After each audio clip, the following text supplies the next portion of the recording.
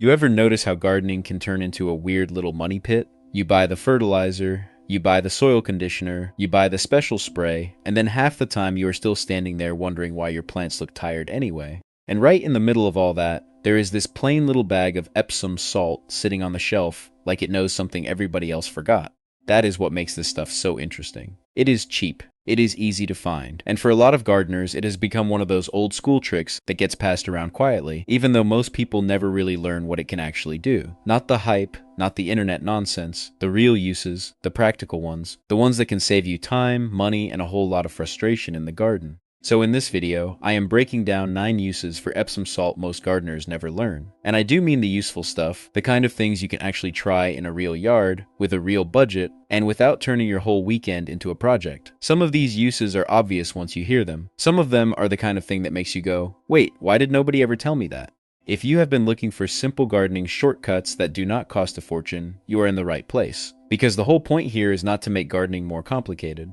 It is to make it cheaper, easier, and a lot smarter. Before we get into the actual uses, let's clear up one thing. Epsom salt is not table salt. It is not the same stuff you sprinkle on food, and it is not some mysterious gardening miracle either. Epsom salt is a naturally occurring compound made up of magnesium and sulfur, 2 nutrients that plants use in different ways throughout their growth cycle. Now, this is where a lot of people get confused. Some gardeners talk about Epsom salt like it is magic powder that fixes every problem in the yard. That is simply not true. If a plant is struggling because of poor drainage, disease, lack of sunlight, or completely exhausted soil, throwing Epsom salt at it is not going to perform a miracle. But that does not mean it is useless. Far from it. The real value of Epsom salt comes from using it in the right situation. Think of it like a tool in a toolbox. A hammer is incredibly useful when you need a hammer. It is not useful for every job. Epsom salt works the same way. When magnesium or sulfur can help solve a specific gardening problem, it can be surprisingly effective and incredibly affordable. And that is exactly what this video is about. Not myths, not miracle cures,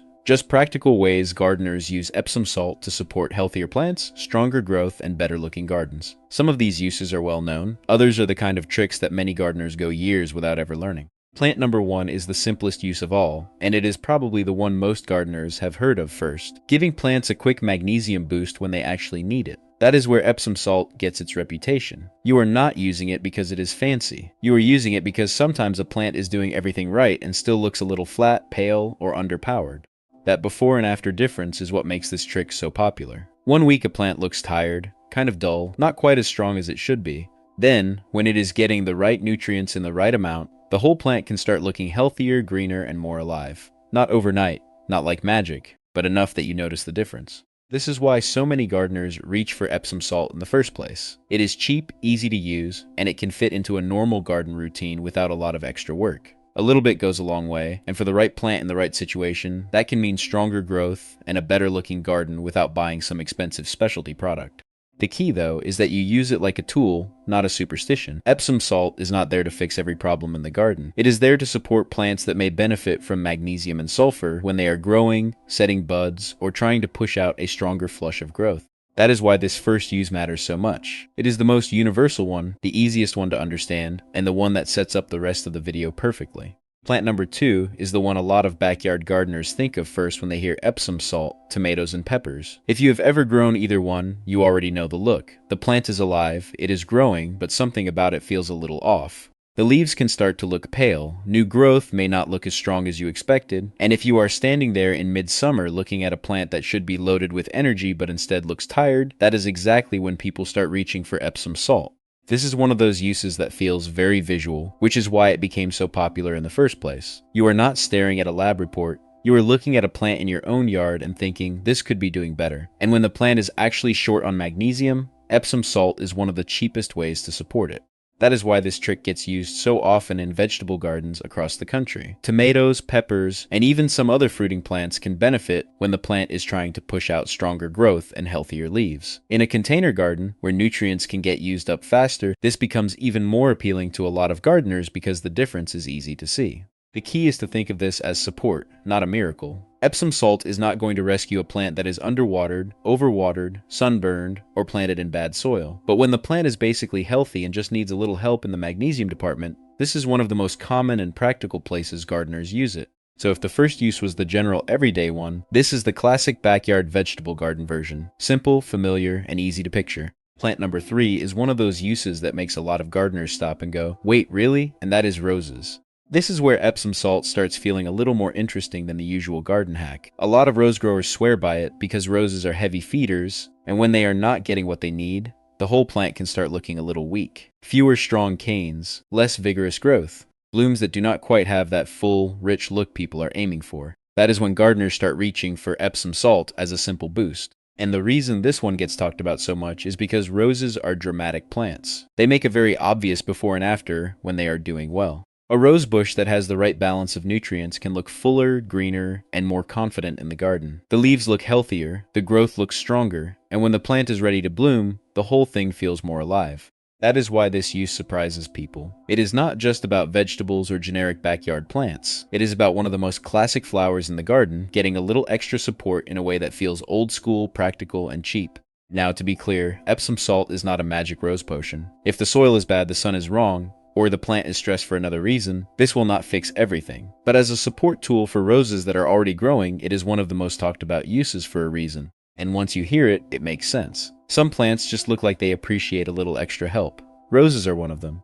Plant number 4 is container plants and hanging baskets, and this is one of the most practical uses for ordinary home gardeners. If you have ever grown flowers in pots on a porch, patio, or deck, you already know how fast those plants can seem to run out of energy. They are beautiful one week, and a little tired the next. The soil in containers does not have the same room to hold nutrients that a garden bed does, so plants can start showing weakness faster than you expect.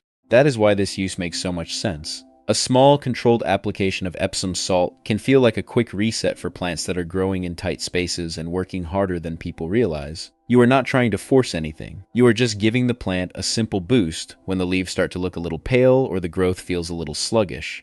And for a lot of US gardeners, this is the easiest place to see a result. Hanging baskets, patio pots, porch planters, and deck containers are all the kinds of setups where people want fast visual payoff. Nobody wants to look at a flower pot in July and think, yeah, that thing already looks done. They want fullness, they want color, they want the plant to keep looking strong.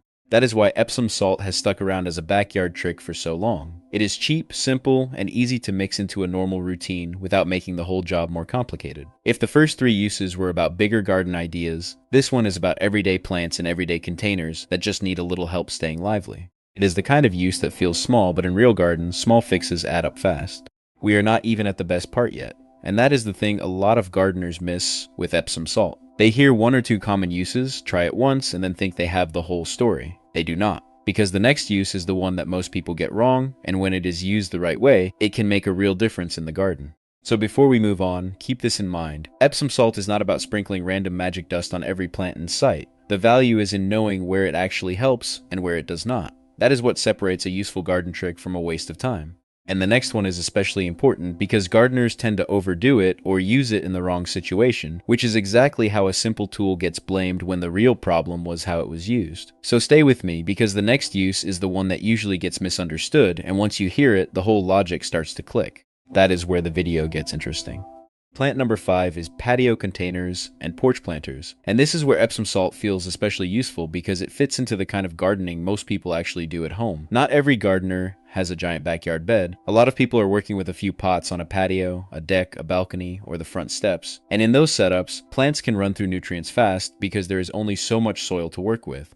That is what makes this use so practical. You have a container that looks good, but maybe the plants inside it are starting to fade a little early. The leaves are not as rich, the growth is not as strong, the whole thing just feels like it has lost some of its punch. And that is exactly the kind of moment where people start looking for a cheap, easy fix instead of buying another expensive product.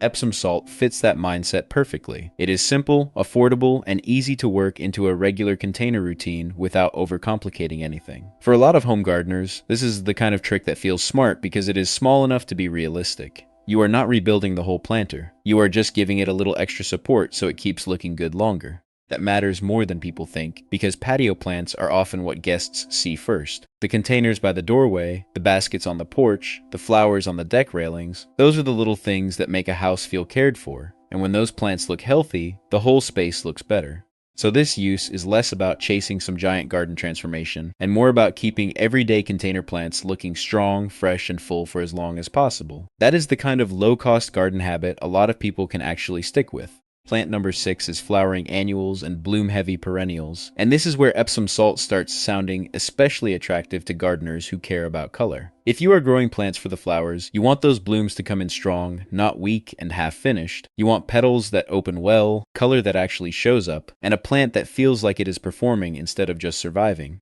That is why this use gets so much attention. A lot of gardeners use Epsom salt when a flowering plant looks like it is holding back. The growth is there, but the bloom power is not quite what they hoped for. Maybe the plant is alive and green, but the flowers are smaller than expected, or they are not coming on as strongly as they should. That is when people start thinking about a simple magnesium boost. And this is where the appeal really makes sense.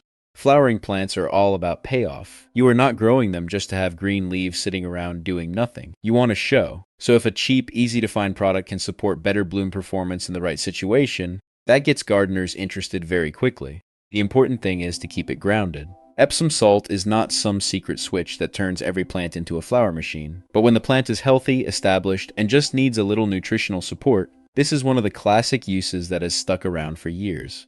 That is why this block matters. It is practical, familiar, and easy to picture in a real garden. Flowers are the part people notice first, so anything that helps them look fuller and more confident gets attention fast. And in a backyard setting, that kind of simple boost can make a big visual difference. Plant number 7 is soil and garden beds, and this is where Epsom salt starts feeling less like a casual backyard trick and more like something a serious gardener uses with purpose. This is not about tossing it around randomly and hoping for a miracle. It is about giving the soil a specific ingredient when the situation actually calls for it. A lot of gardeners run into beds where the plants are growing, but not as strongly as they should. The leaves may look a little tired, the color may not be as rich. The whole bed might feel like it is just missing some energy. That is when people start looking at the soil itself instead of blaming every individual plant. And that is a smarter way to think. This use matters because healthy plants start with healthy growing conditions. If the soil is off, every plant in that bed has to work harder. In that kind of setup, Epsom salt gets used as a practical support tool, not a magic fix. It can be part of a broader routine where the gardener is thinking about nutrient balance, planting conditions, and overall bed performance. That is the serious gardener angle here. Not hype, not superstition. Just a cheap, easy-to-apply option that fits into real-world garden maintenance when the soil could benefit from a little magnesium and sulfur support. The value is in understanding the bed as a system. And that is why this use feels different from the earlier ones. It is not just about one container, one flower, or one quick boost. It is about the whole growing space. The kind of use that makes sense when you are trying to keep a bed productive, balanced, and looking better over the long term. Plant number 8 is new transplants and stressed plants, and this is one of those uses that sounds simple but gets overlooked a lot. If you have ever moved something into the garden and watched it sit there looking unsure of itself for a while, you know exactly what I mean. The plant is alive, but it is not really taking off yet. It is adjusting. It is trying to settle in. And for a lot of gardeners, that is when a little Epsom salt support can feel helpful. This use is about giving a plant a better start when it is under pressure. New roots, new soil, new environment, new conditions. That is a lot for any plant to deal with at once. So when gardeners want to give the plant a little extra help early on, this is one of the places Epsom salt gets used. Not as a cure-all, not as a shortcut, just as a simple, low-cost way to support the plant while it gets established. And then there is the final one, the use that tends to get the most attention because it is the one people can actually see. Plant number 9 is plants that are trying to perform at their best, especially the ones where bloom, growth, and overall presentation matter most. This is the use that makes gardeners lean in because it feels like the payoff is right there in front of them. A stronger looking plant, better color, more confidence in the garden. The kind of improvement that makes you think, okay, now I get why people keep buying this stuff. That is the big emotional finish. Not magic, not hype. Just a cheap, familiar product being used in a smart way at the right time. And that is what makes Epsom salt interesting in the first place. It is not about turning a bad garden into a perfect one overnight. It is about giving good plants a little extra help so they can actually show what they are capable of. And honestly, that is the whole theme of this video. Small input, smart use, better results. That is where the real value is. So that is the real money-saving reset. Epsom salt is not some miracle powder, and it is not something you throw at every plant just because it sounds clever. The whole point is smarter use. Cheap product, right situation, better results, less waste. That is where the value is. We covered the simple magnesium boost. We covered tomatoes and peppers. We covered roses. We covered patio containers and hanging baskets. We covered flowering plants that need a little extra support. We covered soil and garden beds. We covered new transplants and stressed plants. And we covered the final idea, the one that matters most, using a small, affordable tool the right way instead of buying 5 different products and hoping one of them works. That is the shift here. Once you stop chasing random fixes and start thinking in terms of smart application, gardening gets cheaper and a lot less frustrating. You do not have to keep wasting money on the next bottle, the next bag, the next special formula that promises everything and solves nothing. Sometimes the answer is already sitting on the shelf for a few dollars. And honestly, that is the kind of gardening most people want. Less guesswork, less waste, better results. A yard that looks healthier without turning into a science project. That is the whole point. Now I want to hear from you. Drop a comment and tell me which of these 9 uses surprised you the most, or which one you have actually tried in your own garden. And if this kind of practical, budget-friendly gardening content is your thing, hit subscribe so you do not miss the next one. That is where the real savings start.